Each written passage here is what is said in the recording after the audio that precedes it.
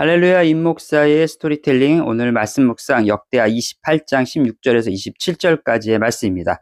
오늘은 아하스라는 왕에 대한 이야기인데요. 이 아하스는 참 가슴 아픈 왕입니다. 왜냐하면 역대기에 등장하는 왕들은 대부분 네 가지의 유형으로 분류가 됩니다. 첫 번째는 하나님을 온전히 섬기고 바른 길을 끝까지 갔던 왕이 있고요. 두 번째는 처음에는 하나님을 섬겼다가 배신해서 마무리가 안 좋은 왕. 그 다음에 세 번째는 배교의 길을 갔으나 하나님을 떠났으나 역경을 통해서 하나님께 다시 돌아온 선한 왕이 있고, 맨 마지막으로 오늘 아하스처럼 처음부터 끝까지 하나님을 떠나서 악한 길만 행하다가 마친 왕이 있습니다. 이 아하스는 바로 대표적으로 처음부터 끝까지 배교의 길을, 하나님을 떠났던 길을 갔던 왕이죠. 그의 인생의 마지막은 어땠을까요? 27절에 보니까 왕들의 묘실에 들이지 아니하고, 아니 왕인데 왕들의 묘실에 들어가지도 않고 그냥 예루살렘 성에 일반인들처럼 장사가 되었다는 겁니다. 왕으로서 얼마나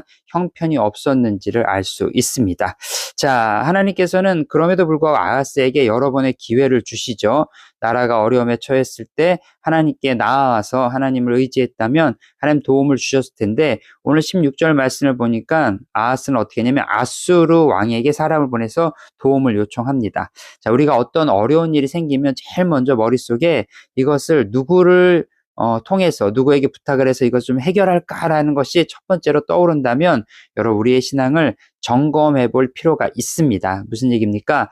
우리가 어떠한 어려운 일이 생기고 이것들을 갖다가 어떻게 해결하지라고 생각할 때 제일 먼저 기도의 자리에 가야 합니다. 기도의 자리에, 예배 자리에 가서 주님, 이런 문제가 있습니다. 이 문제를 어떻게 해결하면 좋겠습니까? 라는 하나님의 나를 내려놓고 하나님의 음성을 듣는 시간이 필요한데, 대부분의 사람들이 금전적인 것들이 생기면은 돈 빌릴 사람 없을까? 은행에서 융자는 어떻게 받나를 생각하고, 또 다른 여러 가지 일들이 생기면 그것들을 해결하려고 이리 뛰고 저리 뛰지만 결국은 다 허사가 되는 경우가 많습니다. 결국 하나님께서 아하스에게 왜 이런 일들을 갖다가 허락하셨을까요? 오늘 본문 말씀에 보니까 19절에 여호와께서 유다를 낮추시고, 아하스를 통해서 또 하나님께서 다스리는 유다가 하나님의 뜻에 순종하는 나라가 되기 위해서 이 일들을 만들어 내셨다는 겁니다. 아하스는 아수르 왕에게 자신의 도움을 요청합니다. 도움을 주기를. 그러나 돌이 어떻게 될까요? 공격을 받고 여호와의 전과 왕궁과 방백들의 집에 있는 재물을 다 빼앗깁니다. 오늘 본문 21절 말씀이죠. 21절 마지막에 뭐라고 썼냐? 아수르 왕에게 주었으나 그에게 유익이 없었더라. 사랑하는 성도 여러분, 이리 뛰고 저리 뛰고 사람 의지해봤자 우리에게 나오는 유익이 없을 수 있습니다. 우리는 오직 하나님만 의지하고 하나님께 나아가길 원합니다. 자, 이 정도 되었으면 그 다음에 아하스도 좀 정신을 차리고 하나님께 돌아와야 되는데, 22절에 보니까 이런 모든 것들을 갖다가 거침에도 불구하고 22절, 23절 자기를 친 다메섹 신들에게 제사하여 이르되 아람 왕들의 신들이 그들을 도왔으니 나도 그 신에게 제사하여 나를 돕게 하리라 라고 얘기를 한다는 겁니다. 참 아하스는 한심합니다. 그냥 눈에 보이는 자기들을 쳐들어왔던 그 나라의 그 신을 내가 섬기면 나도 잘 되겠지. 여러분, 우상 숭배가 다른 것이 아닙니다. 오직 하나님께로만 받을 수 있는 것들을 다른 걸 통해서 얻으려고 하는 것, 그것이 바로 우상 숭배라는 거죠.